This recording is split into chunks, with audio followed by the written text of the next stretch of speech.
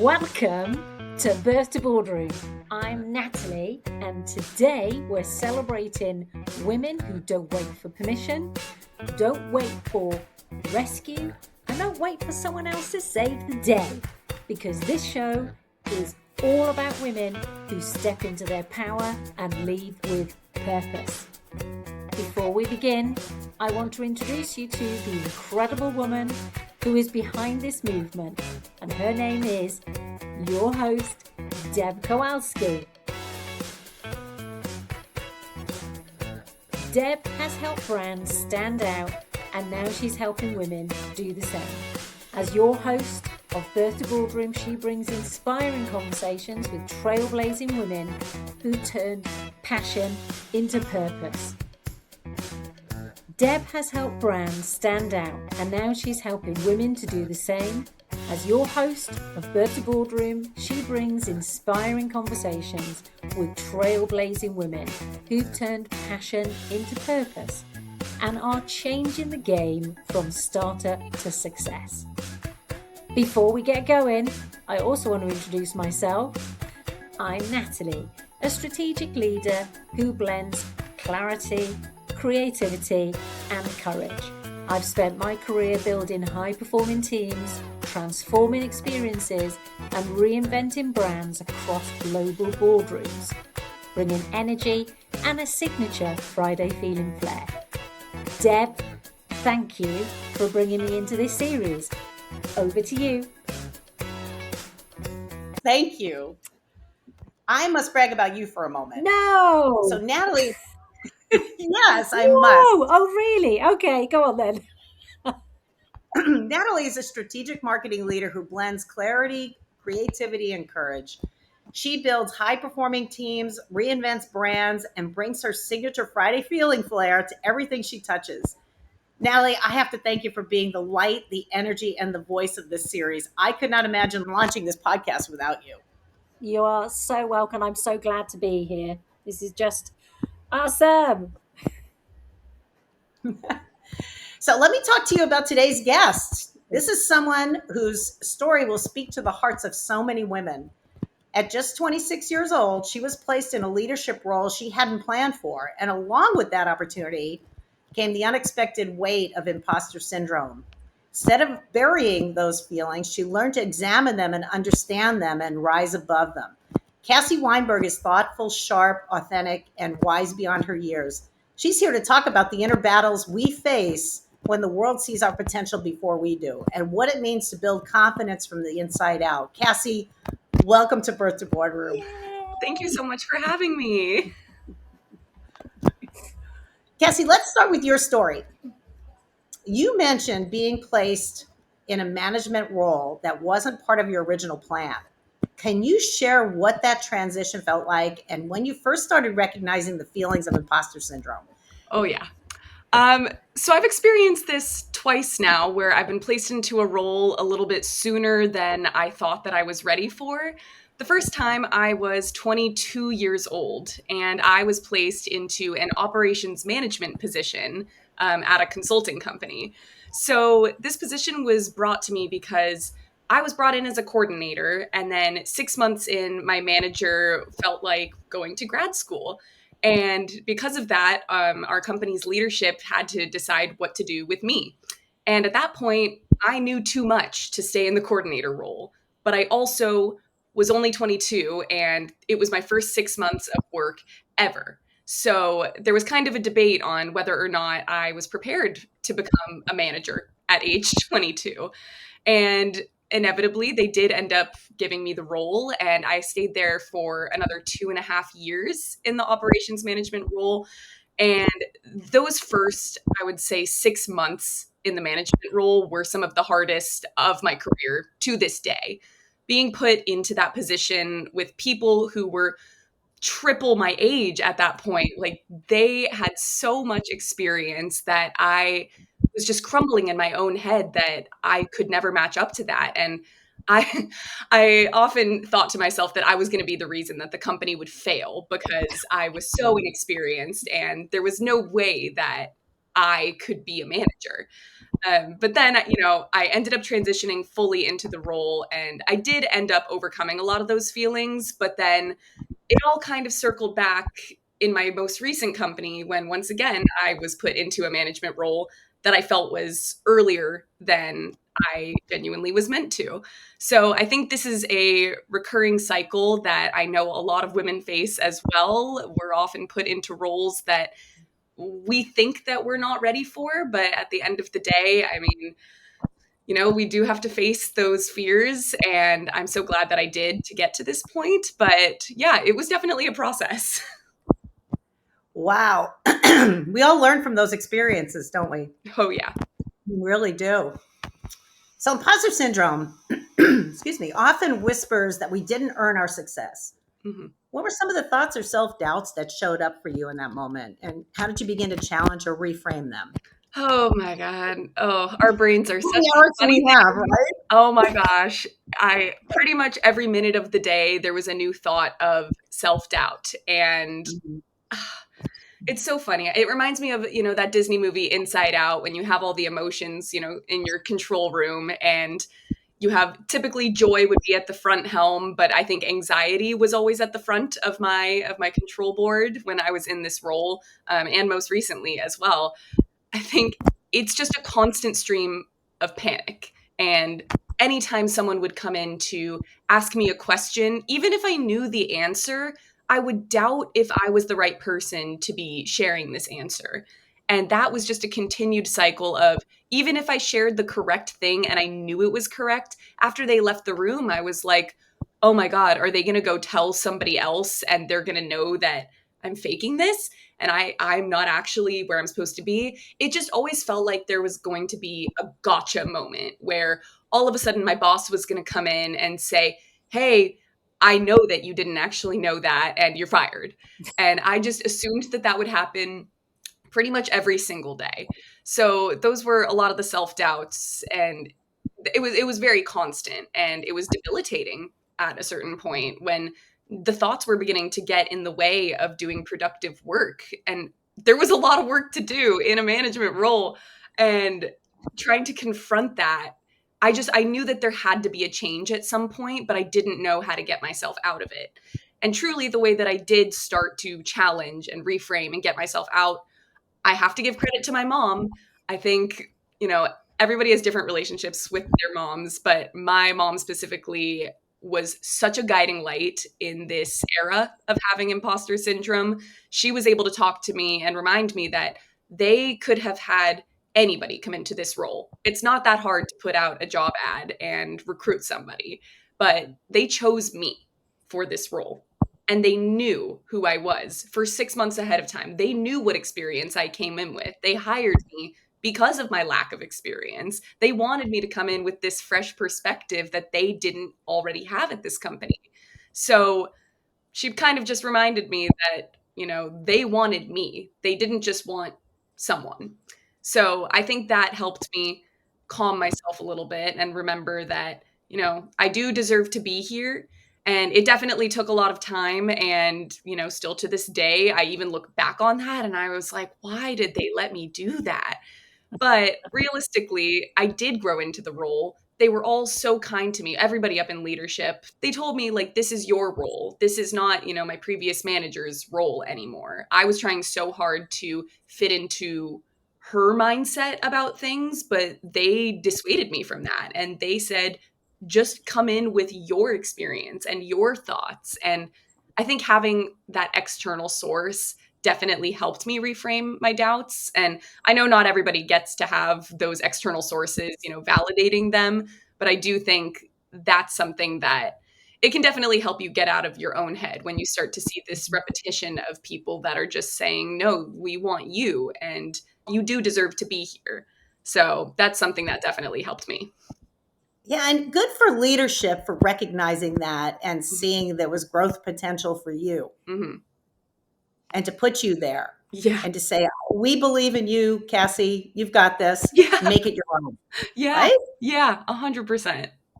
Yeah. That's wonderful. Big up to the moms. I'm telling you, I'm sorry, Natalie. It's a big up to the moms as well, right? That's what you were saying. Oh, yeah. Give credit to your mom. Huge Yep, credit to mom. very much so. Yeah, they're our top hero there. Mm-hmm. Number one fan. So I'm curious, you and I spoke about how you went about organizing yourself, and you had a big conversation with me about spreadsheets Oh yeah, and how you I love track a your spreadsheet. accomplishments through spreadsheets, which I think is a brilliant idea, something every woman should try. Walk us through how that practice helped you rebuild confidence and shift your mindset. Yeah, so I'm a Virgo, and I think that comes up a lot in my personality. I'm very type A. I'm very organized. I really like having things. I love Excel. I grew up loving it. My dad always used it, so I always knew how to use it from a base level. And then I realized that it's a really good organizational tool. And I know a lot of people really would shy away from using Excel any more than you reasonably have to. But I do think there's a great way of organizing yourself on a paper. And I was able to come up with a task tracker where I'll just walk through it. I have one column where I talk about what the task was that I've done in a professional setting. So whether that was like a strategic planning moment, communication, a management specific moment, creative, anything, I put the actual task on one column. The second column, I have different categories with a little drop down menu, and you can see whether that was for a communication category or strategic planning or whatever it might be. I put them into buckets. And then I put another column into potentially what that is doing for me and what lessons I've learned. And I think this combination, seeing it visualized, it's kind of like I was talking about earlier. Having external validation is a really great way of getting out of your own brain. Because I think for a lot of us women, our brains are our worst enemy sometimes. They can be our best friend, they can be our worst enemy. And 100%. 100%. So I think having something written down that you yourself have written down. So it's not like somebody else is telling you that you have done these things and these are the lessons that you can learn and these are the skills that you have. I think it's a great practice to be able to watch yourself create something that you can then reference and then say, oh, I can't dispute that because I actually did that. Because we often, if people tell us, like, oh, you look so beautiful today, and you don't feel that way, you're not going to take the compliment and really feel it. But if you have your tangible data right there that you can say, I did that, and I know that I did that, it's a great way to start reframing. And then your list obviously starts to get longer and longer. And then as it gets longer, you're like, oh, I have done a lot. Maybe I am capable. It's a slow process, but I do definitely think it helps. What a great idea. I love it. I will help Yes. anybody. If I am saying it right now, if anybody wants help creating this, I will help. I think it is such a beneficial way of Seriously, you have something there, Cassie. You may have to share that one out with our 100%. women viewers. Yes, 100%. That's a great idea. And you know what's great about a spreadsheet? I understand your Excel spreadsheet experiences because I love Excel too myself. It keeps me very organized. Mm-hmm. And when you feel in your head that you're organized and you're tracking properly, that gives you that much more confidence to continue moving forward with the project that you're in. And if you're in a meeting and you've got your Excel spreadsheet, your buddy right here next to you, you know that you've got the confidence to be able to continue with any conversations you have in those meetings. 100%. So it's in your headspace. You're right. It is. But if you have tools that you use with it, it keeps you organized, doesn't it? Oh, It totally yeah. keeps you organized and self-confident then. Yeah. Because And you could go wrong. You got your friend Excel right here with you with everything in it. Yeah. That you need to know to make it happen. And color right? coded. It's got to be color coded, right? It's got to be color coded. That is such an important piece of this. 100%. Oh boy, that's great. That's some good suggestions there. Yeah. So let me ask you, Cassie, as a young woman leading at just 26, how do you navigate the balance between humility and confidence, especially in rooms where you might be the youngest or the only woman in that room? I think it all comes down to authenticity. I'm no stranger to acknowledging my lack of experience in a lot of different ways. And I think that I shied away from that for a while. I tried to put on this front. You often hear in the workforce just fake it till you make it. So that was what I embodied, fake it till you make it. But I do think that led to kind of an inauthentic version of myself that was trying to perform instead of actually just doing the work.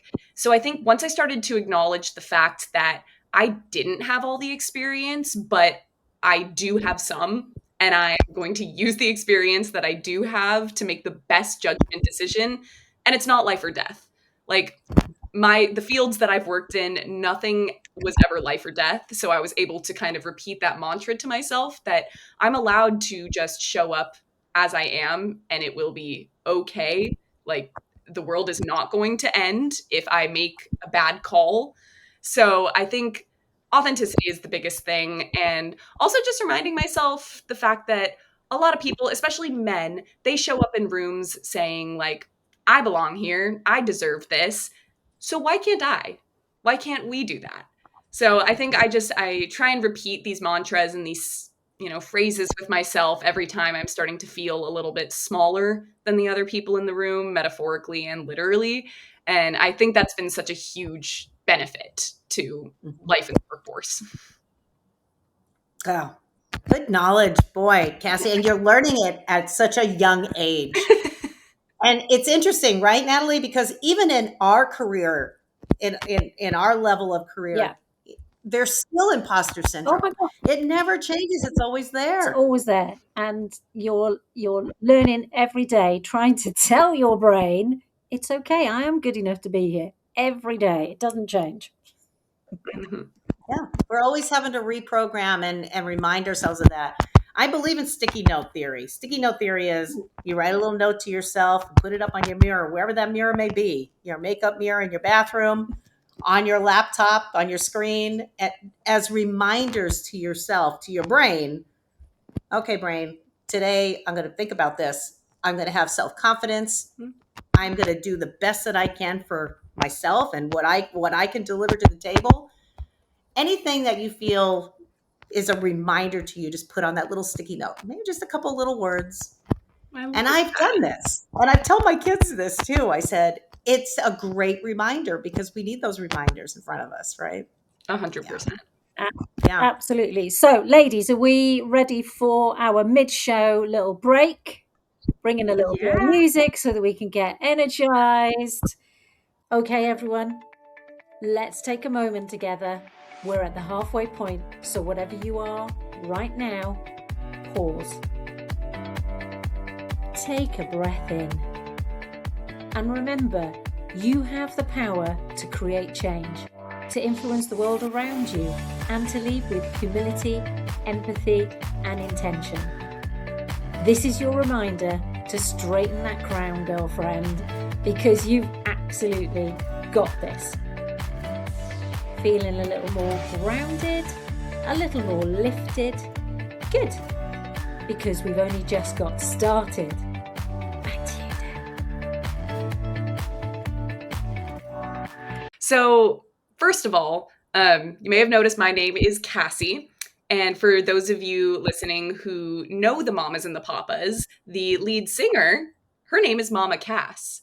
So that is my namesake. That's who my parents named me after because they just love the Mamas and the Papas. So I've always had a natural affinity toward that music. I think, it brings such a good feeling. And, I'm from Los Angeles, California. So I'm kind of near where they were when they were creating their music. So just had a natural affinity toward that. But this specific song, I think, is so impactful for the topic of imposter syndrome because all of the lyrics are about, make your own kind of music, sing your own special song. And I think it relates because imposter syndrome, it comes from a place of not feeling like we are deserving of where we are and we don't fit in to where we are.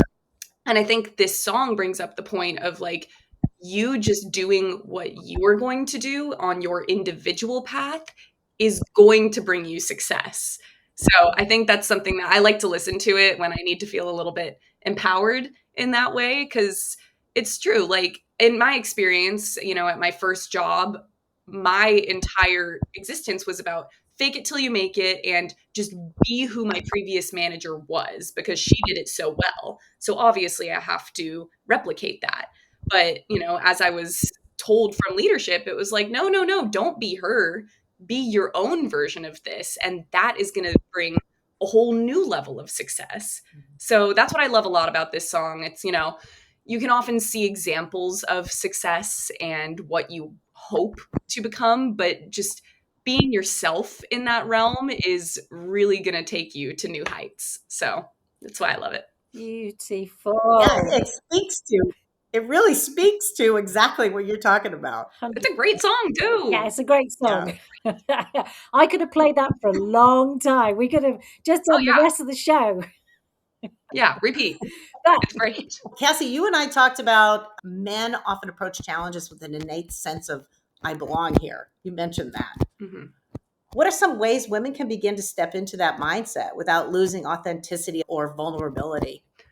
Yeah, I mean, I think everyone's probably at the edge of their seat trying to figure out what to do about that situation because it is such a common belief. And I've talked to so many women who have felt this exact thing. And I think one specific experience that I have of, having a seat at the table, like this happened in my first company where we had a strategic planning committee. And this was where top leadership came together every year to decide the future of the company for the next year. And they choose 2 people who are not part of like top leadership to come into this committee and share thoughts, speak on behalf of the rest of the company, and just have a seat at the table. So I ended up being chosen for this seat at the table. And I was so excited when I first heard about it. And then I got to the physical seat at the table, and immediately all of the doubts, all of the thoughts that we've been talking about, they all came in all at once. And I thought I was going to die in that moment. It was so scary to be sitting at the table physically with all of the people who made all of the top decisions. And a lot of those people happen to be men. So I think that's a direct example of this moment, of this feeling of, oh no, what have I gotten myself into? I don't belong here. And it took me a while that day to fully become comfortable. And I don't know that I ever really fully became comfortable. I think it's so scary when, you hear people start to talk and they have been in an industry since before I was born. They have been doing this exact same work. So who am I to sit here and contribute thoughts about what? But I do think, I came to that same realization that we talked about earlier that, men do come to the table just kind of they don't even think about it. And maybe they do. I don't want to stereotype, but a lot of them just sit at the table and they're like, I have thoughts to say and I'm going to say them. They don't have this internal quarrel of, oh no, like, are my thoughts going to be heard well? Or am I going to be received well? Are people still going to like me after this? Like, I think that's such a uniquely womanly thing, and I felt that so deeply. And in my experience, fortunately, my CEO, he did notice that I was not speaking a lot. I was kind of shrinking into my seat. And so he whispered to the facilitator and he was like, get that girl to speak up more, have her answer every question. So then when the facilitator would pushed you on it. Yeah, oh my God. I felt like a spotlight was on me. And, usually that's not the worst thing. But this, I was like, oh no, I should not be speaking at all. And the facilitator specifically kept pointing directly at me. And he would be like, Cassie, what are your thoughts on this? So it forced me, like, it was exposure therapy. I had to speak my mind. And with that, I started to become more confident after seeing that people didn't immediately come to fire me after I said a sentence that might have been received well or poorly. Throughout the day, it was a 2-day process. I remember it never got easy, but it got easier to be able to speak without the immediate feeling of your brain holding you back. Because that's really what it is. It feels like a cage where you just like you want to say something, you know that you have something to say, but then your brain is telling you all the reasons why you shouldn't. Instead of, in another person's mind, they might just be thinking like, well, why not? Why would I not say that? Exactly. So yeah, that was that experience. Wow. Yeah, and good for him for pushing you on it, because that was a Yeah. growth moment for you. Yeah. Really, when you think about it, that was a moment that you grew because you were literally put on the spot. Yeah. I have to say something here. And that's a growing experience. That's a learning, growing experience for you. It's Mhm. wonderful that your leader did do that, quite honestly. I bet at the time you weren't real happy about it, but Oh, now yeah. if you look back on it, Oh, I was look at so how much you've pissed. learned from it, Yeah. right? Yeah, You it's think huge. about And I it. know not every leader would have taken that step to identify that. So I am so grateful to him that he did that. Mhm. Feeling uncomfortable Yeah, sometimes is not a bad thing, right? Just pushing yourself out there. Yes. very much so. Very true. And we've all been there, haven't we? Yeah. Oh, yeah. But discomfort will not kill us. Yes. So, speaking of headspace and mental health, let's talk about mental health for a minute. It plays such a huge role in managing imposter syndrome. How do you protect your well being and quiet that inner critic when self doubt creeps in? What are you doing to quiet it down? This is an ongoing process. I am someone who already struggles with anxiety. I have pretty much since I was an early teenager. So I have had a very loud inner critic since as long as I can remember my consciousness. And that critic is so loud all the time, especially in the professional environment where, it's not only the critic, but then there's another part of your brain that kind of knows that you don't have as much experience, or like you have the facts in your head, but the critic kind of leeches onto that and exposes what you don't have. And I have struggled so much with wrestling that critic. I think there are so many different ways to go about this, but I think the main thing is to know that you are not your thoughts. And I read a book a couple years ago. It was a bit of a spiritual book called The Untethered Soul. And the whole premise of, especially the first chapter, it's all about your inner roommate and how your inner roommate is so mean and your inner roommate doesn't do the dishes. Your inner roommate is so dirty. And yet, this is who you live with. This is who you have to cohabitate with. And your roommate's not going away. So it's something where you do just kind of have to acknowledge that it's there. And I do think meditation is a great process to kind of speak to the inner critic directly. Like when it's being loud, it's like, okay, just look at it and say, okay, you're being loud. You're telling me that I'm not good enough for this. Why are we feeling this way? You kind of just start to dig at it a little bit. And I think those kinds of moments are so important to be able to talk directly instead of avoiding it, because you can't avoid it forever. And that practice has been really helpful for me to protect my well-being and just try and create a more comfortable environment in my own head, because it often, as we've said, it's a little uncomfortable, but you don't want to be uncomfortable in your own head, especially when, you work at a job for, a third of your life, I think that statistic is. And it would just be so great to be more comfortable in your own head when you're dealing with all of that. So yeah, that's something that I think it's still a process that I'm working through. But yeah, meditation, talking directly to the inner critic, those are some strategies to get through that. Love it. And And they're great ones. I think mhm, they're fabulous. mhm, Natalie, we experience that now, as I said before, in our careers at this level of our career that Natalie and I are in. Uh, Exactly. it's I'd never you just gotta. never thought of the inner roommate, and that just resonates so much. Love it. I'm taking that away. Taking that away good, today. I want to read that book. good. I'm gonna have to after the show today, Cassie. You'll have to. What's the name of the book? And do you know what the author's name is? Yeah, it's The Untethered Soul by Michael Singer. Singer. And it's not for Okay. everyone. I'll admit that. It is definitely not a book for everyone, but I just do think, especially that first chapter on the inner roommate, I think everybody in the world should read. It is so beneficial to start to confront yourself in a way that you wouldn't typically do that. And I think that book does a great job of that. Interesting. Mhm. I'm going to read up on that one. I'll have to catch up with you. You got homework. I do. We do. You're giving us homework. That's not the way this works. We give you the homework. It's too late now. Okay, I got another question for you, Cassie. So, for the women listening who might be questioning their worth or qualifications, what's one piece of advice that you would offer them to start believing, truly believing that they deserve their seat at the table? I think my main thought is the opposite of what they've been told, which is fake it till you make it. I was told that from every single person in my life, that you just have to fake it until you actually believe it. But I think that really takes away a lot of the authenticity of finding your way to the table.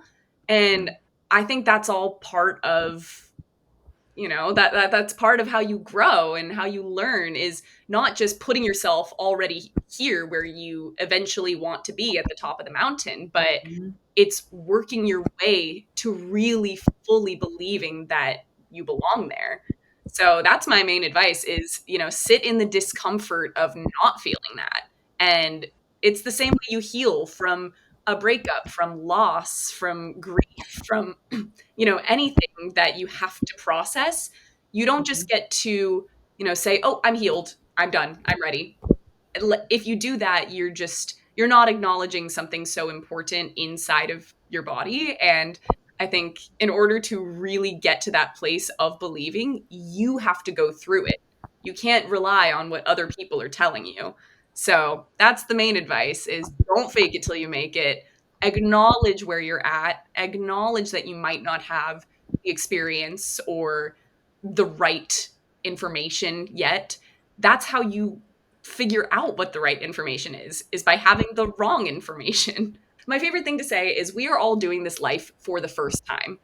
Every single person is doing this for the first time. We all started with very little information and we are learning everything as we go. So the information that you're getting might not be the same as someone else. Doesn't mean you're wrong. You're just going to have to figure it out. So, Right. As you navigate this life. Yeah. Yeah, It's not really just not in the corporate world. That's life in general, isn't it? Exactly. It's a learning experience in all aspects of life. So wise. I mean, you're putting us to shame, Cassie, with all these lovely little snippets of insight. Oh, you guys are so sweet.